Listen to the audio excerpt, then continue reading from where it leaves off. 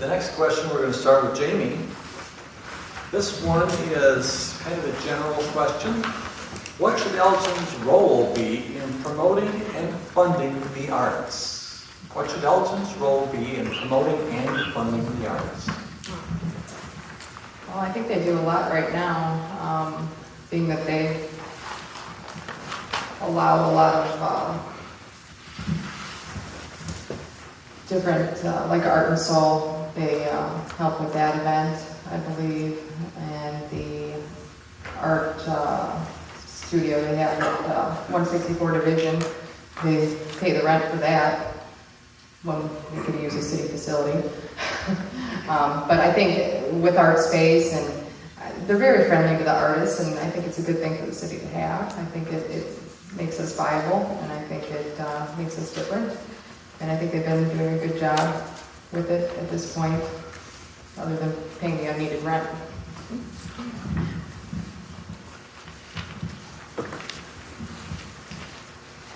As the City Council liaison to the Cultural Arts Commission, I have a pretty unique view on this. I definitely support the city's role in funding and promoting the arts. The cultural arts are an economic driver for our community. They bring people into our community that spend money, they go out to eat, they stay in hotels, hopefully Jason's Hotel.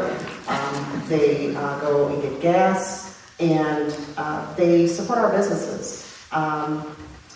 Examples of that are the Elgin Art Space, where you've got artists living in residence right in our downtown. Fringe Fest, which was an event funded by the Cultural Arts Commission a few months ago, brought thousands of folks down to downtown Elgin to our community. The Elgin Symphony Orchestra brings thousands of people to our community every year. And since we continue to struggle with our image, I think the arts helps Elgin with its image significantly. So I definitely support our continued investment in the arts.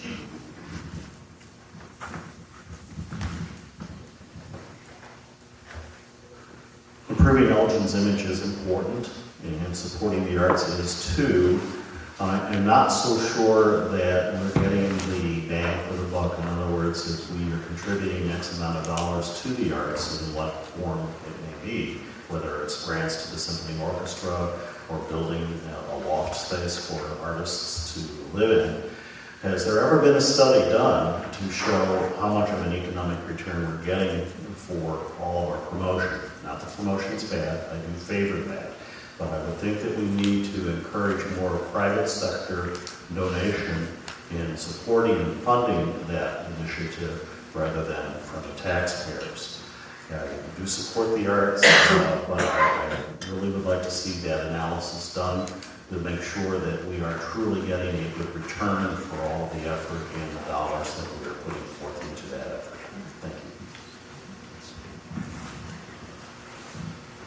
you. I support arts. I think that's an important part of our civilization. The question is, what should be the city's role, and how much can the citizens support as a whole?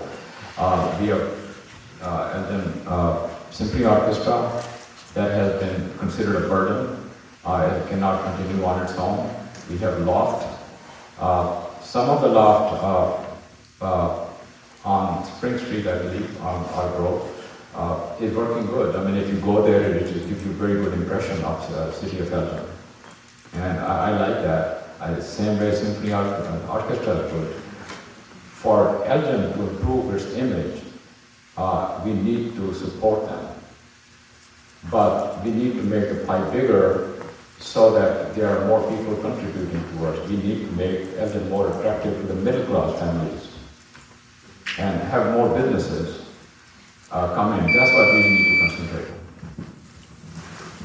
I love the arts. I love painting, I love music, but if I want to support them with my money as an individual, that's what I should do. I don't believe we need to give tax dollars to the city and then have the city invest in those arts. I think that's up to the citizens to choose what they would like to support. I don't think that we take taxpayer money by force of government and then invest it in the arts. It's up to you to be able to choose what you would like to participate in. So I think there has to be a very limited scope on what we do there. I would rather see the citizens invest and support in the arts that they choose. Well, I guess, Julie and I differ on that. I support funding the arts at certainly the levels that we're doing now. Cultural Arts Commission gets $50,000 a year in grants, roughly, a little more than that. That's less than 1/4% of the riverboat money, and it is riverboat money, which is money that we get from the casino, and we have and should be using for investment. The heavens is an issue. That's why we created a task force. We're going to be looking at that to see what kind of options we can have there. And to speak to Fred's question about what's the return, they're having studies. There's been a study locally in Elgin, but national and state studies from the National Endowment of the Arts and Illinois Arts Council and others show the return's about $6 for every $1 invested. So that's why it is an important economic engine, and it also vastly improves our image and people's perception of Elgin from certainly outside and inside. So I support the arts funding. It's relatively very small to the total budget, and it does give us a great return. I support the art I like. You should support the art you like and not have to fund what I like or anyone else decides. Choose what you want to support. If a business downtown is getting great support because there's an art studio nearby, then that business can support that art studio. There are some things that require the public and private partnerships, like Art and Soul and the Fox. Really anything where we're closing city streets requires that partnership, and I'm in favor of that. Because that does not cost the city a lot of money, and yet there are noticeable returns. But things where it's the symphony, for example, if you want to go to the symphony, go. Please support it. It's great for Elgin. But don't make your neighbors who don't have the time to go, who can't enjoy its benefits, pay for it for you. Enjoy it yourself. Choose what you want to support, and don't make the taxpayer pay it. Because if you make the taxpayer pay it, you're just stealing from your neighbors. Choose what you want and go from there.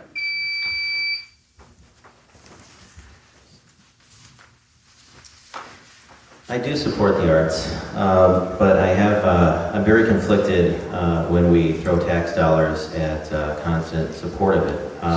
Again, I'm not saying I'm anti-art, but even from the budget meetings, we see slides that read, "We're in the public safety business." Well, that's a little bit contradictory to what we're hearing about a lot of tax dollars going toward the arts. And contrary to popular belief, depending on which study you read, I've seen a few, arts and entertainment, although a great side dish to many other economic drivers, not an economic driver. It's in the bottom 10%. Some studies have a couple years, bottom 1% of GDP economic output. So that's contrary to what we're hearing from some people, that it's not an economic driver. I think it's a great side dish. It's the mashed potatoes. It's not the steak. And I do appreciate them, and I do want them, but we have to watch it. But I think the key word when we talk about funding for the arts is really balance is needed. If we look back historically about how Elgin has funded the arts, I think one of the major projects that we funded was the art space. Now, many people don't realize, but that's subsidized housing. You're all paying for that every day of your lives with government tax dollars.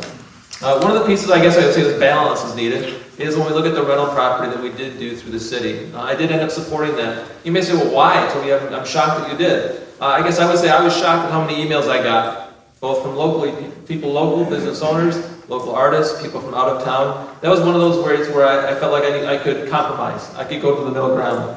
So I do think arts has a role. The city has a role funding that, but it needs to be balanced. It needs to be limited. Thank you.